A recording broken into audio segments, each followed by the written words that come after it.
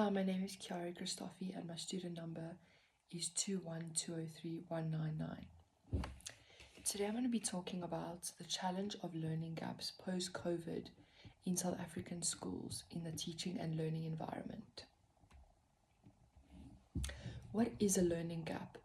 It's the difference between what a child should know and what they do know and can do at this point in time. During COVID, children faced a major loss in certain areas, particularly in English comprehension and mathematics. This is due to the fact that there were no teachers to assist them at their point in need and scaffold from there. They simply had to adapt with the content being taught and move on to the next part of the curriculum, where some learners may have not even understood what they were just taught. Therefore, they moved on to new content, being forced to build on a foundation of what they either did know or had no clue about. This may have been caused by students not all having the same access to resources to complete their work, as well as each child has different learning paces at which they work.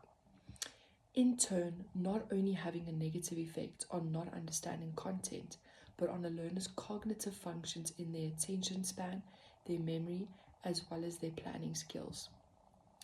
For example, there was a study done in 2022 where there was a major decline in reading comprehension and maths. This is because reading and maths both require a large amount of intervention from teachers, and each child is at a different level of understanding and ability when it comes to learning these subjects and completing work. First time can be a major saving grace in this aspect, as his theory focuses on teaching students how to learn, not just what to learn. His theory focuses on, instead of reteaching learners only content they missed, teachers can focus on strengthening thinking skills to help them to learn better. His theory also focuses on modifiability, therefore implying that all students can learn regardless of their different backgrounds. Modifiability focuses on adapting content according to each child's unique needs and meet them at their level of understanding. It helps with correcting a child where they are struggling and changes their cognitive functioning through intervention and mediated learning experiences.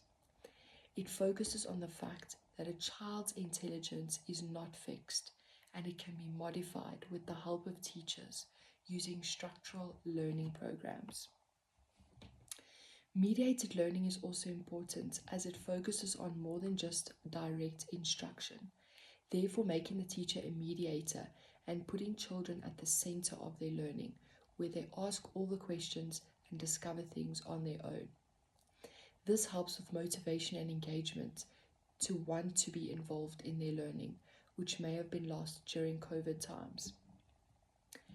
Instrumental enrichment programs are also an effective strategy to implement, as it focuses on using non-curricular paper and pencil tasks to develop thinking skills.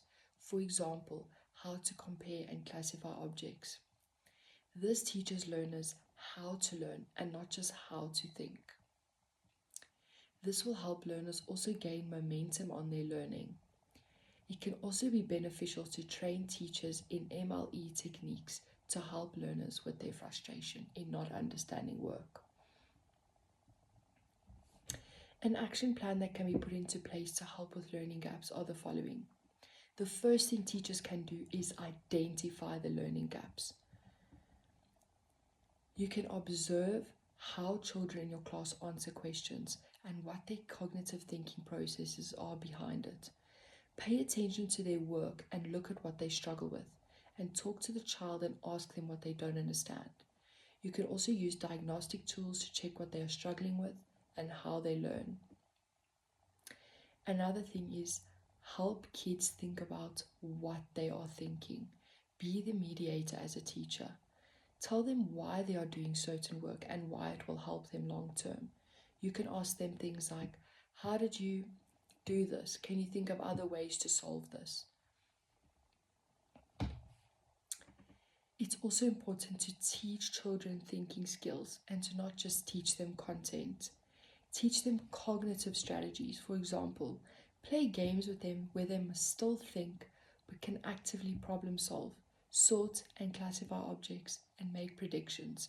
For example, in natural science class, a lot of predictions are made, and classifying and comparing is very good to do. Another thing teachers can do is they can connect what the kids learn with real life situations. Combine work from different subjects and connect them to form integration. For example, you can use a math skill they learned in class in a technology project. This is a great form of integration. Lastly, provide emotional support. Believe in your learners. As Fernstein believed, all kids are capable of change. Thank you.